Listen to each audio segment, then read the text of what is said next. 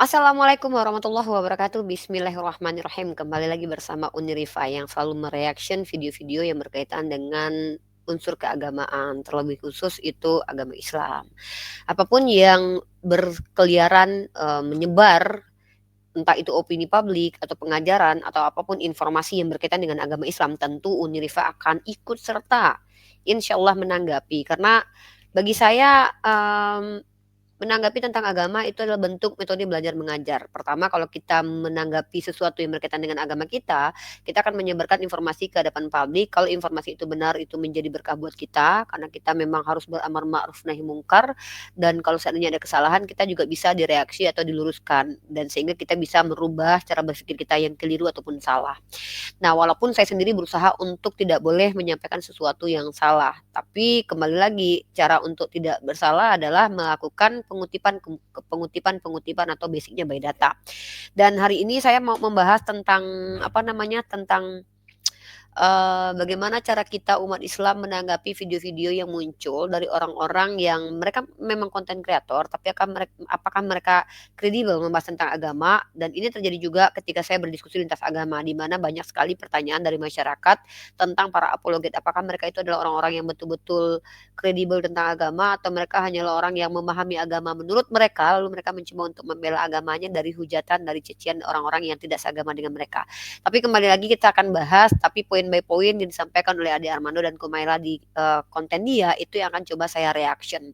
Pandangan mereka akan coba saya tanggapi lagi sebagai bentuk ya opini publik berhak untuk ditanggapi oleh siapa saja kan. Itu hak kita sebagai orang yang juga adalah konten kreator begitu. Oke, saya mungkin dengarkan dulu apa sih yang dibicarakan antara Ade Armando dengan Kumaila di podcast dia yang berjudul Apakah Kita Masih Perlu Percaya Ulama? Nah, saya tertarik dengan judulnya ini nih. Apakah kita perlu percaya ulama? Oke, kalau gitu saya akan tampilkan dulu videonya dan poin by poin saya akan coba untuk menanggapi teman-teman. Ini dia videonya. Mari kita simak. Itu bisa nggak bertanya tentang agama kepada seorang yang bukan ahli agama? Oke, boleh nggak? Sebenarnya kalau boleh kan boleh-boleh aja ya. Maksudnya kalau bertanyanya kan boleh-boleh aja ya. Iya. Tapi apakah tepat gitu ya? Iya. Uh, Bahkan sebetulnya ada yang bilang nggak boleh. Artinya gini, kalian jangan tanya soal agama kepada orang yang bukan ahli agama. Itu kan artinya nggak boleh. What do you think? Kalau bertanyanya kan boleh aja, tapi kan jawaban yang kita terima kan bisa kita saring lagi. Apakah jawabannya mau kita terima atau enggak gitu ya. Ini kan anggapannya adalah warga biasa yang tidak menempuh pendidikan mendalam tentang agama, bertanya sesuatu hal apa aja lah yang terkait dengan agama ke ahli agama. Nah, masalahnya kan ke ahli yang bukan agama. Ke ahli yang bukan agama. Nah, sebenarnya kan pertama tergantung si penanyanya itu mencari jawabannya dari sisi apa ya. Anggaplah mungkin bisa jadi dia nanya ke yang bukan ahli agama karena dia mau mendapat perspektif yang non religius gitu, yang non teologis gitu. Mau tahu kerangka pendapat yang lain gitu. Bisa jadi gitu. Tapi taruhlah begini, ini kita anggap kehidupannya sederhana-sederhana aja nih. Kan bagi orang-orang yang taat pada agama, setiap hari dia itu berhadapan dengan pertanyaan tentang boleh nggak sih, haram nggak sih nih, halal nggak sih, is it okay? Kayak contohnya tadi. Kalau yang sederhana Mungkin saya di sini dulu nih ya. Pertanyaan pertama yang ingin saya coba untuk ikut nimbrung nih membahas tentang ini. Boleh nggak sih kita bertanya tentang agama kepada orang yang tidak terlalu ahli dalam agama? Sebenarnya tergantung pertanyaannya. Pertanyaannya menyingkap seperti yang Kumele bilang ya. Kalau bertanya tuh sah-sah aja. Siapapun boleh bertanya kepada siapa aja. Mau ODGJ lu juga nggak apa-apa nanya, ya. Masalahnya lu ngapain nanya ODGJ? Nah, kalau kita tanya motivasi seseorang itu bertanya kepada orang yang tidak ahli agama tuh apa? Misal dia cuma sharing, misal dia pengen ya seperti si Kumaila bilang. Tapi masalahnya gini, kalau yang ditanyakan adalah tentang pemahaman agama, itu sah-sah aja. Kenapa? Karena bisa jadi orang ingin menilai pemahaman agamanya tentang agama gimana nih. Atau pertanyaan itu untuk menyamakan pendapat dan pemahaman apa sama dengan dia atau saya sama nggak dengan dia cara memahami agama nih. Nah, tapi kalau untuk mendapatkan jawaban yang sesuai dengan bidang keilmuan itu harus bertanya kepada ahlinya dong. Ya, kalau contoh kalau kalian ingin tahu tentang kaidah fikih ya tentu tanya kepada ahli fikih, bukan tanya sama, orang-orang yang ahli tajwid ya. Jadi ingat nih, Islam itu punya beberapa cabang ilmu ya, ilmunya itu banyak sekali seperti ilmu tauhid, ilmu fikih, ilmu mantik, kemudian ada ilmu nahwu, ilmu shorof, ya ada 13 atau berapa cabang ilmu yang dikuasai oleh umat Islam kalau dia ingin menjadi seorang mufasir atau menjadi seorang ahli dalam keagamaan di Islam, ulama. Saya sendiri itu kalau membahas tentang ulama bagi saya pribadi ya, karena kalau kita bicara ulama terlihat alim belum tentu alim, karena ulama itu seharusnya loh ya, mereka yang faham tentang ajaran agama dan kemudian mengamalkannya. Kalau dia faham tapi tidak mengamalkannya ya nggak bisa dikatakan ulama, artinya dia adalah orang yang sama aja kayak iblis kan, ilmunya tinggi tapi tidak menjalankan. Nah, jadi kalau kita bicara tentang ulama, representasi keulamaannya adalah akhlaknya sendiri gitu loh, kelakuannya dan akhlaknya. Tapi apakah seorang ulama itu tidak boleh salah? Ya nggak bisa, namanya manusia pasti rentan akan kesalahan dan khilaf. Nah masalahnya para ulama ketika mereka khilaf ada konsekuensi besar yang akan mereka hadapi. Dan ini terjadi pada zaman, ulama-ulama terdahulu ya, mereka tuh salah sedikit aja tuh nggak bisa, karena apa, konsekuensinya akan besar bagi mereka. Baik secara natural Allah akan memberikan, apa namanya, istilah kalau dalam Islam itu, hukuman ya, hukuman sunatullahnya berjalan gitu ya, atau mereka akan dihilangkan lah, apa ya, kalau saya bilangnya tuh kayak, ke ininya, apa ya, pandangan, bukan pandangan sih, lebih ke karismanya gitu, bisa jadi karismanya akan menghilang atau kepercayaan publik juga bisa menghilang. Tapi kalau saya sendiri selalu ini memang nggak boleh sebenarnya kita kalau berpendapat sendiri terkait tentang keilmuan, tapi kalau untuk sikap kita boleh menggunakan pandangan sendiri. Kalau saya sendiri mengatakan bahwa saya tidak akan kecewa dengan para ulama yang salah, ya, salah atau khilaf. Kenapa? Karena itu adalah human nature. Tapi saya tidak bisa terima kalau ada ulama itu sengaja untuk salah atau sengaja berbuat kriminal atau berbohong. Contoh kayak berbohong, sengaja berzina, atau sengaja mencuri ya, sengaja. Maksudnya bukan karena dia itu khilaf. Saya masih terima ulama yang menyampaikan ayat salah baca ayatnya, it's okay, itu human nature karena manusia itu terbatas. Tapi kalau dia menipu manusia atau berdusta, itu sudah sulit untuk menerima ulama-ulama seperti itu dan bukan cuma ulama ya, profesor doktor juga tercederai dengan seperti itu. Nah, nanti kan saya contohkan ya, kemudian kita bahas lagi nih, ada perbedaan antara ulama, kemudian, kenapa kita umat Islam itu sangat selalu berpatokan kepada ulama, bahkan dalam bukunya Kiai Haji Idrus Romli itu, dalam buku Akidah Ulama Salafus Shaleh ya, yang saya punya bukunya, beliau mengutipkan bahwa kalam ulama, bagi para orang awam itu ibaratkan dalil bagi para mujtahid. Jadi para mujtahid itu berijtihad menggunakan dalil. Nah, sementara kita orang biasa ini untuk memahami sesuatu menggunakan kalam ulama. Jadi penting sekali bagi kita adalah kalam ulama. Tapi kita kan diberikan akal dan hati nurani untuk membedakan mana ulama, mana yang terlihat ulama dan mana yang ulama beneran nih. Karena terlihat ulama belum tentu ulama. Nah, contoh kayak, kita lihat bagaimana itu ada orang terlihat alim ya, apakah betul-betul dia alim? Tidak. Terlihat baik belum tentu baik, terlihat alim belum tentu alim. Maka perlu penelitian khusus untuk mengetahui seseorang itu memang kompeten atau tidak. Nah, itu pentingnya yaitu kredibilitas tadi dan kredibilitas ini adalah validasi dari orang-orang yang berhak memvalidasi bahwa seseorang itu memang memiliki kemampuan yang ahli di bidangnya gitu. Makanya kita kuliah tuh ya, kalau untuk orang-orang yang sudah kuliah dia akan divalidasi sama dosen-dosennya. Ya walaupun tidak absolut ya, kenapa ijazah pun sudah bisa dibeli saat sekarang ini ya. Tapi kalau zaman dahulu kalau kita lihat metode keilmuan antara para ulama kita tuh sangat-sangat selektif sekali dan sangat-sangat ini banget, minim dari kebohongan lah. Contoh kayak bagaimana cara ulama kita itu ketika mereka bicara itu, mereka bikin kitab, mereka kan dikritisi oleh banyak ulama lain. Jadi kayak mereka tuh nggak boleh salah gitu loh. Paham nggak sih kalau metode zaman dahulu tuh kayak misalnya ada 10 ulama zaman sekarang nih, atau kita analogikan kayak ini nih, ada Ustadz Abdul Somad, ada Ustadz Adi Hidayat, kemudian ada Ustadz Buya Yahya, ada Gus Baha, kemudian ada Pak Miftah, kemudian ada Gus-Gus lainnya atau yang lainnya. Atau 10 orang nih ulama yang sedang tenar saat ini secara sosial media nih.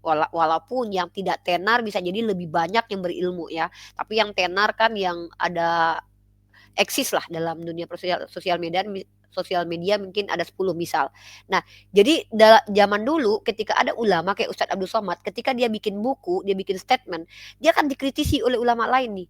Artinya dia tidak diizinkan salah, dia akan diluruskan terus-menerus. Maka orang yang membaca bisa memilih mau ikut pandangan ulama ini atau ulama ini. Ya silakan, itu urusan kalian. Nah, dalam Islam sendiri kita sebagai murid, sebagai orang yang belajar itu tidak diizinkan taklid buta gitu loh. Bahkan ulama kita ada yang memiliki guru sampai banyak gitu. Nah, itulah metode belajar mengajar dalam Islam yang sangat luar biasa gitu. Nah, apakah kita masih perlu percaya pada ulama? Harus, kita harus percaya pada ulama, tetapi di bagian tertentu kita boleh kritisi gitu loh. Itu tidak menjadi masalah. Bahkan bukankah memang kita dalam Islam itu diperintahkan untuk mengkritisi gitu, kayak tadabbur, tafakkur dan ta'qilun. Bukan berarti ketika ada ulama yang tidak sependapat dengan kita goblok-goblokin, kan begitu ya? Kalau tidak ada ulama yang berbeda paham dengan kita serang pribadinya, itu yang tidak boleh. Ya, yang saya tidak sepakati seperti itu. Namun kalau kita lihat sekarang ini, orang yang merasa benar dengan pandangannya, sudut pandangnya, dia akan mencoba menyerang secara personal. Nah, ini yang dikatakan bahwa ya terlihat alim belum tentu ulama. Banyak kok orang-orang seperti itu yang dipanggil ulama, ya kan? Dia tidak peduli dengan perbedaan pandang, padahal Allah sudah berkata dalam Al-Quran kalau Allah ingin menjadikan kita satu kaum mudah saja kan bagi Allah, tapi tidak. Kenapa? Kita akan diuji kan. Nah, jadi kalau ada orang-orang yang dia terlihat ulama tapi seringnya mencari-cari celah untuk menyerang ulama lain, itu saya akan membuat saya sebagai seorang pelajar ini hilang respect. Karena tinggi pun ilmunya kalau adab enggak ada ya percuma gitu kan. Nah, jadi kita kembali nih. Apakah kita harus percaya kepada ulama? Kalau untuk kehidupan beragama kita, yes, kita sandarkan kepada ulama. Tapi ulama yang benar-benar ulama ya. Nah, bagaimana cara membedakan ulama yang benar-benar ulama? Representasi ulama itu terlihat dari akhlaknya satu. Yang kedua, representasi ulama itu akan terlihat dari apakah dia berpatokan kepada Al-Quran dan hadis ketika mengajar atau dia lebih cenderung menggunakan sudut pandangnya sendiri gitu. Itu kalau saya bicara dari sebagai sisi seorang yang berhak memilih ulama untuk diri saya sendiri loh ya, karena kepertanggungjawaban hidup saya ya saya sendiri nanti. Nah, jadi kalau kita lihat judulnya ini saya reaction dulu lah, apakah kita memang harus percaya kepada ulama? Ya memang, kalau sebagai umat Islam kita mau kemana? Apakah kita bisa mampu memahami Al-Quran sebagaimana Rasulullah memahami tanpa ulama kita? Ya monggo silahkan, kalau memang kalian bisa memahami Islam seperti Rasulullah SAW tanpa ulama silahkan. Tapi apakah bisa? Ya nggak mungkin kan gitu ya. Ayo kita lanjut lagi membahas tentang apa yang dicoba disampaikan oleh Kumaila dan juga Ade Armando. Sederhana bahwa kalau saya habis wudhu tapi saya bersentuhan dengan seorang perempuan yang bukan non muhrim, itu batal nggak sih? Gitu ya. Itu pertanyaan yang sebenarnya relatif sederhana. Ya. Tapi kan ada yang lebih serius. Misalnya pertanyaan mengenai pemilihan umum. Boleh nggak sih saya memilih seorang pemimpin yang latar belakang agamanya bukan Islam? Jadi range pertanyaan bisa seluas itu tuh. Nah, kalau dia bertanyanya ke saya misalnya, saya kan bukan ahli agama. Ya. Kalau Mela kan ahli agama ya? Aku akan bilangnya enggak. Ini penonton jangan terlalu percaya sama omongan terakhirnya. Ya, dia ini kita undang karena dia ahli agama. Oke, ini yang harus aku tanggapi juga. Teman-teman, menurut Ade Armando, Kumaila itu adalah ahli agama. Ya, itu sah-sah saja. Karena siapapun berhak mengatakan seseorang ahli. Masalahnya adalah, apa background Anda mengatakan seseorang itu ahli harus ada kan? Kayak saya katakan, oh dia nih ahli nih. Masalahnya ketika saya mengatakan seseorang itu ahli, alasannya apa? Kemudian saya pakai penilaian seperti apa gitu ya. Karena kalau dalam kaidah ilmu Islam mengatakan seseorang ahli itu harus ada dasar gitu. Apakah karena dia dikatakan ahli karena dia pernah berkuliah atau karena mondok pesantren? Ya belum tentu ya, karena ya kita tahu ya bagaimana sistem pendidikan juga kita tahu bobroknya juga banyak ya. Nah, tetapi yang dikatakan ahli itu apa? Orang yang betul-betul pemahamannya itu betul-betul memiliki pemahaman yang betul-betul paham dengan menggunakan alat-alat atau ilmu-ilmu yang memang dia kuasai itu.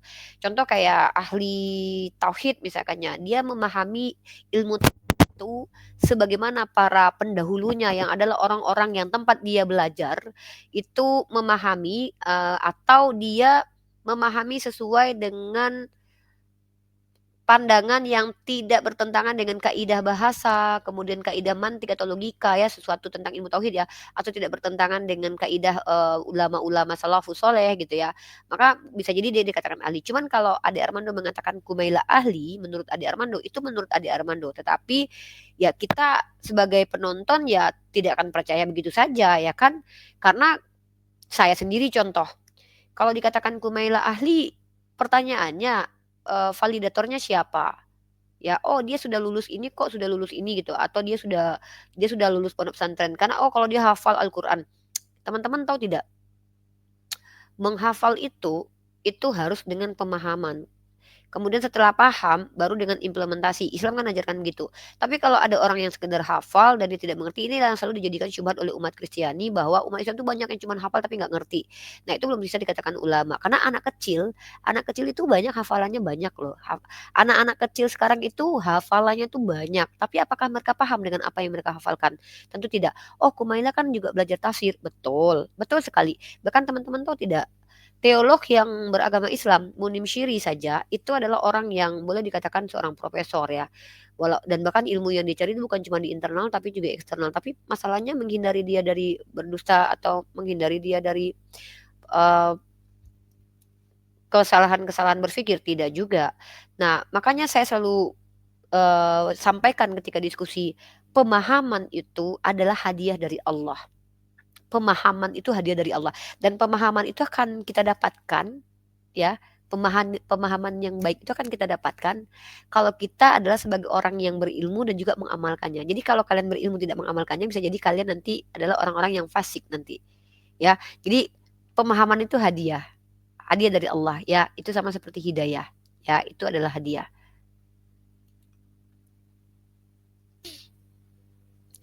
Oke, saya akan tunjukkan satu hadis teman-teman, di mana dari hadis ini kita mengambil pembelajaran dan juga hikmah ya. Hadis riwayat Imam Bukhari nomor 69 dalam Kitabul Ilmu ya. Siapa yang dikehendaki baik oleh Allah, maka Allah akan pahamkan dia tentang agama. Nah, jadi Allah yang akan memberikan pemahaman itu. Dan ini hadisnya diceritakan dari Sa'id bin Ufair, dari Ibnu Wahab, dari Yunus, dari Ibnu Syihab. Humaid bin Abdurrahman berkata, aku mendengar Muawiyah memberi khutbah untuk kami. Dia berkata, aku mendengar Nabi SAW bersabda, barang siapa yang Allah kehendaki menjadi baik, maka Allah fakihkan dia terhadap agama. Aku hanyalah yang membagi-bagikan, sedang Allah yang memberi, dan senantiasa umat ini akan tegak di atas perintah Allah. Mereka tidak akan celaka karena adanya orang-orang menyelisihi mereka hingga datang keputusan Allah. Jadi Masya Allah, seperti yang saya pahami bahwa pemahaman yang baik itu ya, pemahaman terkait tentang yang kita pelajari selama ini itu datang dari Allah. Jadi makanya tidak semua orang yang sudah capek belajar itu betul-betul bisa paham agama sesuai dengan yang diinginkan oleh Allah. Karena itu adalah hadiah. Bagaimana gini teman-teman harus pahami ya, ada orang yang belajar tinggi sekali pembelajarannya, tetapi memang dia adalah orang yang tidak mengamalkan pembelajarannya dan dia tidak memiliki niat baik untuk belajar, karena bisa jadi dia belajar hanya untuk terlihat pintar atau untuk duniawi. Maka apakah layak dia mendapatkan pemahaman agama yang baik? Nah makanya hidayah, pemahaman yang baik tentang agama itu datang dari Allah Azza wa Jalla. Jadi kembali lagi saya katakan bahwa terlihat ulama, terlihat alim itu belum tentu ulama. Dan orang yang berilmu juga belum dikatakan ulama dong. Kenapa? Ya ulama itu kan seharusnya orang yang berilmu dan juga mengamalkannya. Kalau dia berilmu dan tidak mengamalkannya kan munafik jatuhnya kan. Maka dia bukan ulama lagi kan. Makanya terlihat ulama belum tentu ulama. Bagi Ade Armando, Kumaila adalah seorang ulama. It's okay. Itu kan urusan Ade Armando. Karena menurut Ade Armando si Kumaila lebih paham agama daripada dia. Menurut Ade Armando iya. Tapi kalau menurut kita ya dasarnya apa dulu nih si Kumaila bisa dikatakan sebagai seorang ahli agama. Nah, jadi itu ya teman-teman ya, zaman sekarang kita bisa lihat banyak sekali orang-orang yang terlihat alim, terlihat ulama, itu justru menjadi pembawa syubhat untuk agama Islam sendiri. Teman-teman ingat tidak, ada salah satu ulama yang artis seleb, ustadz seleb yang membuat diksi yang sampai detik ini menjadi syubhat di agama Islam, yaitu apa? Kesibukan pria di surga adalah memecah perawan istrinya. Diksi itu tidak pernah muncul dalam Al-Quran ataupun hadis, tapi itu muncul dari pandangannya sendiri terkait Islam. Padahal apakah memang seperti itu Islam ajarkan bahwa nanti kesibukan manusia memecah perawan istrinya? Ingat tak kalau para sahabat atau ulama salafus soleh itu mereka yang mereka harapkan itu ada pertemuan dengan Allah Azza wa Jalla. Walaupun tentang, hubungan kenikmatan suami istri itu memang, diizinkan ada gitu. Nah yang kedua adalah, ingat tidak teman-teman kalau kita bicara terkait tentang, ada salah satu ustadz seleb juga yang bicara bahwa ada pesta seks di surga. Nah, jadi justru bukan semua berarti bukan gini, orang berilmu tuh belum tentu fasih, belum tentu faqih tentang agama. Kenapa? Pemahaman itu datang dari Allah. Terlihat berilmu, dia belum tentu mendapatkan pemahaman yang sesuai dengan apa yang Allah izinkan gitu loh. Ketika dia mengatakan ada pesta seks di surga, pertanyaannya dia tahu dari mana? Itu konsepsi dia sendiri, bukan diambil dari Al-Quran, bukan diambil dari hadis. Nah, begitu juga dengan ada orang yang beragama mengatakan bahwa, Al-Quran itu seperti Kumaila mengatakan, Al-Quran itu tidak bisa dijadikan panduan. Padahal orang yang beragama paham betul bahwa ini adalah Al-Quran adalah petunjuk bagi orang-orang bertakwa. Dan Al-Quran adalah rahmatan lil alamin karena Rasulnya sendiri adalah rahmatan lil alamin. Tapi orang ini mengatakan, menurut si Ade kan Kumaila adalah ahli agama. Dia mengatakan Al-Quran tidak bisa. Al-Quran tidak bisa dijadikan sebagai panduan hidup, selamanya karena ada ayatnya yang, sudah expired. Masalahnya adalah orang-orang alim di kalangan Islam sendiri belum ada yang berpendapat seperti ini. Setahu saya loh ya, saya nggak tahu kalau ada yang alim loh, yang ulama loh, yang diakui keulamaannya loh, ya. Dan bahkan ini yang saya katakan bahwa menurut siapapun boleh mengulamakan. Bahkan tahu tidak yang makoli-makoli yang bisa berbahasa semut itu, siapapun boleh mengatakan dia ulama. Masalahnya apakah dia betul-betul ulama? Tentu ada parameter kan untuk menentukan dia menjadi ulama atau tidak. Nah, kita kembali ke hadis nih. Jadi bagaimana Islam mengatur, Rasulullah SAW itu mengatur untuk kita menentukan pilihan rujukan nih. Kita akan tunjukkan satu riwayat hadis teman-teman ya. Saya akan tunjukkan riwayat hadis betapa pentingnya ahli dalam kehidupan kita. Itu bukan hanya dalam kehidupan beragama ya. Apapun kayak penyakit tuh jangan pergi ke dukun deh. Kita pergi ke dokter karena dia ahlinya, dia udah belajar di situ. Dan bahkan dokter pun bisa malpraktek loh. Ini dia. Saya katakan kalau ahli itu bisa salah, bisa khilaf karena itu human nature, tapi tidak boleh berbohong, tidak boleh sengaja melakukan tindakan jahat kayak dia misal dia operasi gara-gara dia dapat uang kemudian dia menjadikan asbab si yang dioperasi itu jadi sakit atau jadi meningsoy lah atau meninggoy kan, itu kan nggak boleh, itu kesengajaan. Nah ini yang tidak boleh, tapi kalau dia salah, dia khilaf itu masih boleh karena dia itu human nature. Oke kita lihat di sini teman-teman, saya akan tunjukkan riwayat hadis di mana kita diajarkan untuk penting sekali meletakkan sesuatu pada ahlinya itu dulu. Nah kita lihat di sini. Dalam riwayat hadis Sahih Bukhari nomor 57 yang diceritakan oleh Muhammad bin Sinan, ketika Nabi Shallallahu Alaihi Wasallam berada dalam suatu majelis membicarakan suatu kaum, tiba-tiba datanglah seorang Arab Badui lalu bertanya, kapan datangnya hari kiamat? Namun Nabi Shallallahu Alaihi Wasallam tetap melanjutkan pembicaraannya. Sementara itu sebagian kaum ada yang berkata, beliau mendengar perkataannya, akan tetapi beliau tidak menyukai apa yang dikatakannya itu. Dan ada pula sebagian yang mengatakan bahkan beliau tidak mendengar perkataannya. Hingga akhirnya Nabi Shallallahu Alaihi Wasallam menyelesaikan pembicaraannya seraya berkata, mana orang yang bertanya tentang hari kiamat tadi? Orang itu berkata, saya wahai Rasulullah. Nabi Shallallahu Alaihi Wasallam bersabda, apakah sudah hilang amanah maka tunggulah terjadinya kiamat. Apabila sudah hilang amanah maka tunggulah terjadinya kiamat. Orang itu bertanya, bagaimana hilangnya amanah itu? Nabi Shallallahu Alaihi Wasallam menjawab, jika urusan diserahkan kepada bukan ahlinya maka tunggulah terjadinya kiamat. Ini Rasulullah SAW mengatakan, ya silahkan, kalian bebas kok. Kalian umat Islam itu punya pilihan. Surga itu pilihan. Kalian mau ke surga silahkan, gak mau ke surga juga silahkan. Kalian berhak untuk meletakkan sesuatu pada ahlinya atau tidak. Tetapi ingat kata Rasulullah, tunggulah kiamat. Kiamat itu sesuatu yang identik dengan kehancuran gitu loh. Ya sudah, kalau kalian mau urusan kalian diambil sama orang yang tidak kompeten di bidangnya silakan. Kalau kalian ingin menyandarkan keagamaan kalian kepada orang yang tidak paham agama, itu hak kalian. Islam tidak paksa kalian. Jadi tidak ada paksaan untuk mengikuti MUI, mengikuti ini, mengikuti itu. Tidak ada paksaan. Kalian mau mengikuti si yang bisa bahasa semut, Mama Gufron juga nggak masalah. Mama Lemon juga nggak masalah. Tapi ada konsekuensi.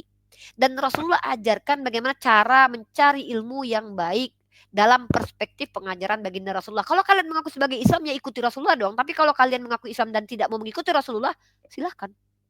That's your choice. Kan begitu poinnya. Jadi tidak ada paksaan dan bahkan menariknya Islam adalah agama yang jangankan pengajaran. Islam ini sendiri itu tidak dipaksakan, la ikraha fiddin. La ikraha fiddin, tidak ada paksaan dalam agama.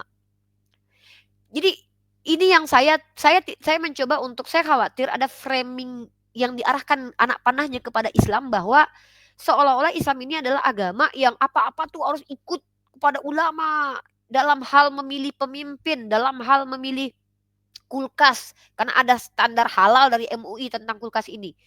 Nah itu, jadi tidak ada satupun umat Islam itu wajib hukumnya mengikuti ulama tertentu. Yang diwajibkan itu mengikuti Rasulullah Sallallahu Alaihi Wasallam. Maksudnya yang diwajibkan itu, bahkan yang dijalankan diajarkan Rasulullah nggak semua wajib loh by the way.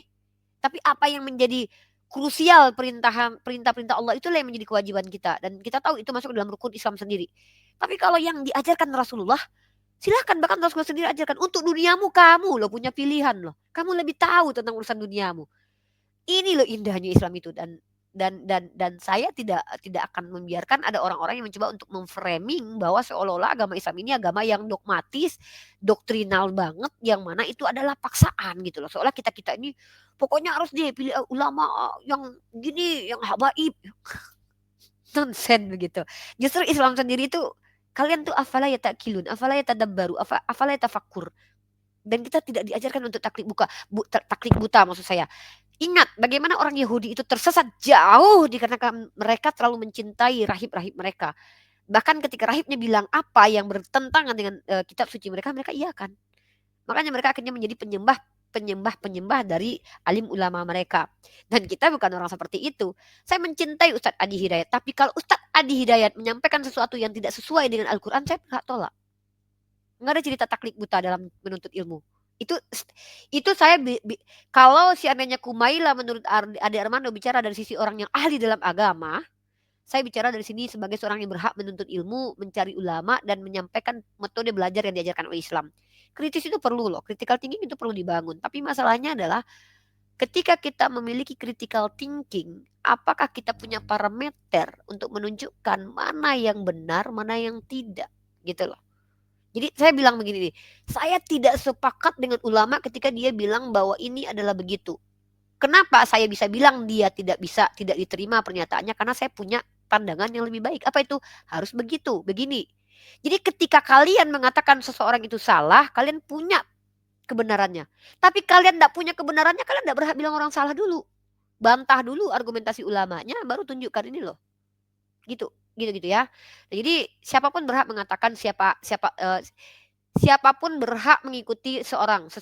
Siapapun berhak mengatakan seorang itu ahli. Masalahnya kredibilitasnya itu parameternya apa dan alatnya apa, pengukurnya apa, ya itu yang harus kita pahami. Ini saya sebagai seorang pelajar bicara di sini.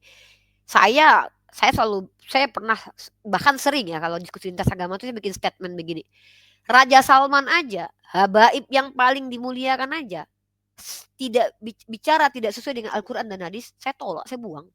Bukan berarti orangnya saya buang, bukan. Karena salah itu human nature, tapi yang tidak boleh adalah kesengajaan. Dusta, kemudian merugikan orang lain, zolim, itu tidak boleh. Bersikap tidak adil itu tidak boleh. Ya itu. Oke, jadi pentingnya kita ikut ulama ya harus. Karena emang kita bisa tahu apa tanpa ulama. Kan gitu. Ya kita belajar juga nggak baca buku sendiri kan. Kita masuk fakultas, masuk pondok pesantren, belajar apapun juga lu nggak bisa tahu kalau tanpa ulama, tanpa guru. Dan bahkan lu belajar Al-Quran, hafal Al-Quran emang lu bisa cuman denger lu hafal. Lu nggak tahsin gitu. Gitu kan. Nah itu dalam Islam. Oke lanjut. Kita dengarkan lagi apa yang disampaikan oleh Ade Armando dan juga Kumaila.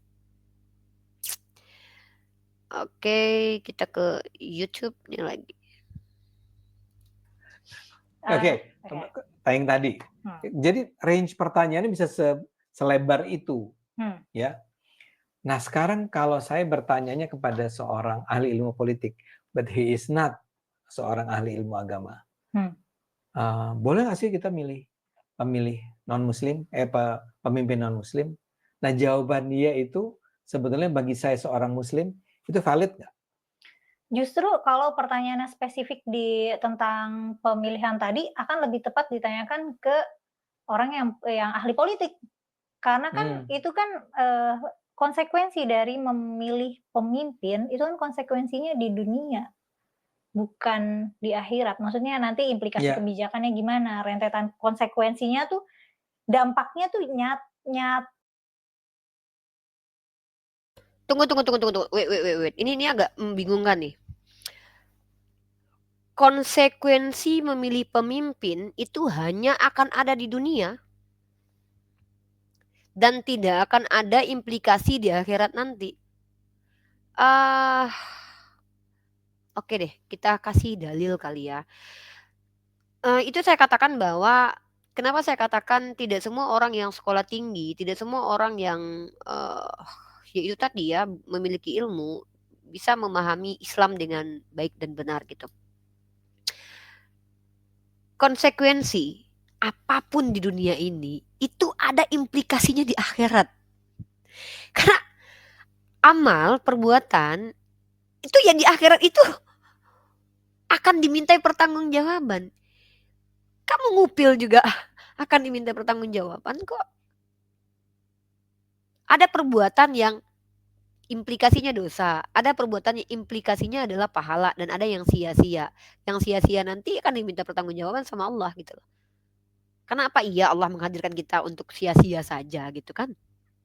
Jadi saya tidak tahu bagaimana oke. Mungkin gini. Mohon maaf nih, mungkin dugaan saya ya bahwa Kumaila adalah orang yang sangat skeptis, tidak percaya dengan hari penghakiman, lalu dia pikir kayak atau mungkin kegabung kali ya mindset dia. Nggak tahu juga ya kenapa saya jadi kok aneh gitu. Kalau dia adalah orang yang beragama Islam, kenapa dia membuat statement bahwa memilih pemimpin itu tidak ada konsekuensinya untuk nanti di hari akhir gitu. Bukankah dalam Al-Quran itu ada jelas sekali dikatakan nih, jelas sekali di Al-Quran dalam surah, bentar saya coba cari ayatnya ya. Saya kasih Al-Quran aja. Saya kasih Al-Quran aja untuk membantah logika Kumaila bahwa memilih pemimpin itu tidak ada implikasi buat akhirat, tapi implikasinya hanya di dunia. Oke, kita kasih ayatnya aja ya. Kita lihat dalam surah An-Nisa 144. Nah, di sini kalau kita baca, teman-teman, kita lihat di sini. Kita lihat kalau dari ayat ke 142-nya, sesungguhnya orang-orang munafik itu menipu Allah dan Allah akan membalas tipuan mereka. Dan apabila mereka berdiri untuk sholat, mereka berdiri dengan malas. Mereka bermaksud ria. Di hadapan manusia ini saya bilang kayak, lu terlihat sholat belum tentu sholat loh. Karena ini yang disebut dengan dalam surah Al-Ma'un ya, celakalah mereka yang sholat, yaitu mereka yang lalai dalam sholatnya. Dan para ulama mentafsir bahwa maksudnya lalai sholat itu bukan lalai dalam jumlah rakaat, karena itu kan human nature, tapi lalai maksudnya adalah dia ketika bersama dengan orang lain dia sholat, dia terlihat alim, tapi ketika sendiri dia tidak sholat. Ini yang dimaksud oleh Allah orang yang celaka. Nah, dan ternyata itu golongan orang munafik. Sesungguhnya orang-orang munafik itu menipu Allah dan Allah akan membalas tipuan mereka. Dan apabila mereka berdiri untuk sholat, mereka berdiri dengan malas. Mereka bermaksud ria di hadapan manusia dan tidaklah mereka menyebut Allah kecuali sedikit sekali. Astagfirullahaladzim, semoga kita tidak termasuk. Dan lanjut, mereka dalam keadaan ragu-ragu antara yang demikian iman atau kafir, tidak masuk kepada golongan ini orang-orang beriman dan tidak pula kepada golongan ini orang-orang kafir. Barang siapa yang disesatkan oleh Allah, maka kamu sekali-sekali tidak akan mendapat jalan untuk memberi petunjuk baginya. Lagi-lagi kita ditampar oleh ayat ini ya, bahwa hidayah dan pemahaman agama itu datang dari Allah Azza wa Jalla. Karena yang berhak mendapatkan tentu Allah yang bisa menilai mana orang yang layak mendapatkan hidayah dan pemahaman agama itu. Lalu di sini dikatakan, hai orang-orang yang beriman, janganlah kamu mengambil orang-orang kafir menjadi wali aulia, ya, tempat bergantung lah, dan bahkan dipahami sebagai ya pemimpin kita lah, dengan meninggalkan orang-orang mukmin. Inkah kamu mengadakan alasan yang nyata bagi Allah untuk menyiksamu? Sesungguhnya orang-orang munafik ini bahkan Allah kunci di awal, sebelum ayat ini Allah sampaikan orang-orang munafik, kemudian di pertengahan tentang orang-orang yang meninggalkan orang mukmin lalu memilih pemimpin kafir, lalu kemudian Allah di sini di ayat ke-145-nya, sesungguhnya orang-orang munafik ditempatkan pada tingkatan yang paling bawah dari mereka dan kamu sekali tidak akan mendapat seorang penolong bagi mereka. Bagaimana mungkin seorang Kumaila yang kata Ade Armando orang yang sangat paham agama, hafal Al-Quran, bahkan belajar tafsir, tiba-tiba mengatakan memilih pemimpin itu tidak ada implikasi untuk di akhirat kita gitu loh. Kalau maksudnya adalah kepentingan kita, iya segala hukum yang ada di dunia itu kan memang kita rasakan di dunia dulu, tapi kan nanti hukum implikasi sebagai orang beragama kita akan dapatkan pertanggungjawabannya di akhirat kan. Jadi umat Islam mayoritas kenapa mereka itu memilih untuk bertanya kepada para ulama mana pemimpin yang berhak dipilih, mana pemimpin yang harus dipilih menurut sudut pandang agama, karena mereka tahu ada implikasi yang akan mereka hadapi nanti di akhirat setelah mereka memilih pemimpin kalau pemimpin itu salah, gitu loh. Ya, jadi saya telah lagi maksud Kumaila mengatakan bahwa memilih pemimpin itu hanya implikasinya ya di dunia saja gitu. Coba takutnya saya salah paham gitu ya. Dan jelas gitu dan bisa diprediksi. Iya. Urusan surga neraka itu kan ngambang, nggak bisa diprediksi. Tapi kan justru banyak orang. Oke, ini urusan surga dan neraka itu ngambang dan ngawang dan ngambang dan apa tadi mengambang lah. Saya nggak tahu ya. Saya ini bingung gitu loh. Dia ahli. Tapi kenapa dia katakan urusan surga neraka itu mengambang? Padahal Al-Quran, hadis, kalau di orang beragama loh. Saya nggak bicara kalau di ateis loh by the way. Saya bicara kalau dia orang beragama loh. Kalau dia masih mengaku orang beragama dan masih percaya dengan surga dan neraka. Kecuali dia terang-terangan bilang saya nggak percaya surga dan neraka lagi nih. Ya artinya setidaknya dia sudah tidak Islam lagi. Karena dia sudah tidak menjalankan rukun Islam. Percaya qada dan qadar. Percaya qada dan qadar otomatis percaya hari akhir. Sorry. Ada lagi tuh percaya hari akhir dan percaya qada dan qadar ya. Ketentuan Allah, surga neraka dan juga qada dan qadar dan hari akhir. Dan rukun iman ya. Rukun iman kita itu memerintahkan kita untuk percaya hari akhir dan juga qada dan qadar. Nah, kalau rukun Islam sendiri kan itu kan syariat yang kita kayak syahadat, kemudian sholat ya kan, kemudian berpuasa. Saya tidak tahu ya, itu kan pengamalan pribadi itu by person ya. Tapi kalau dalam ranah iman dalam Islam itu kita harus percaya kepada yang namanya hari akhir dan juga qada dan qadar. Kalau Kumaila mengatakan perkara surga itu tidak bisa diprediksi, tapi kita sebagai manusia memang nggak tahu siapa yang bakal masuk surga atau enggak. Tapi kita diberi kejelasan tentang ciri-ciri orang yang masuk surga. Dan bahkan di Al-Quran sendiri Allah ajarkan gitu loh. Ya dalam surah Al-Baqarah contoh bismillahirrahmanirrahim wabashiril ladzina amanu wa amilus solihat anna lahum jannatin tajri min tahtihal anhar. Dan tugas kita bukan menilai-nilai siapa yang bakal masuk surga, apa gua masuk surga atau enggak, bukan. Tugas kita adalah menjalankan semaksimal mungkin, semampu kita kan begitu. Jadi dari statement-statementnya Kumaila tuh saya bingung gitu loh. Dia katanya belajar tafsir gitu, belajar Al-Quran, tapi jawaban dia seolah jawaban orang yang bingung baru belajar Al-Quran gitu loh. Orang yang bingung gitu, orang yang ya kalau suuzon saya itu kayak emang nggak percaya lagi sama Al-Quran gitu loh, suudzonnya saya loh ya. Tapi belum berani untuk terbuka karena tahu sendiri konsekuensi kalau kalian yang tadinya orang ahli agama tiba-tiba berubah gitu ya dan bahkan lebih ya mungkin ada indikator mau keluar tapi pelan-pelan atau apalah gitu ya. Itu akan ditinggalkan oleh subscriber atau viewer-viewer yang dari agama Islam tuh. Karena Indonesia ini mayoritasnya Islam, wallahu a'lam bishawab ya, tapi ya udahlah ya, ini suudzon ya mungkin prasangka buruk saya karena saya menilai dari banyak kata-kata dia itu bukan sudut pandang seorang ahli agama gitu. Tapi menurut Ade Armando kan dia ahli agama gitu. Makanya saya bingung nih. Ahli agama tapi dia bilang hal-hal yang bahkan tuh kalau kayak aku ngomong tuh ya mohon maaf ya, aku kan hampir tiap hari tuh diskusi sama Oten, diskusi sama umat Islam juga gitu kan. Circle aku tuh nggak sefakir ini cara memahami agama gitu, bahkan umur mereka banyak muda gitu. Tapi udahlah ya.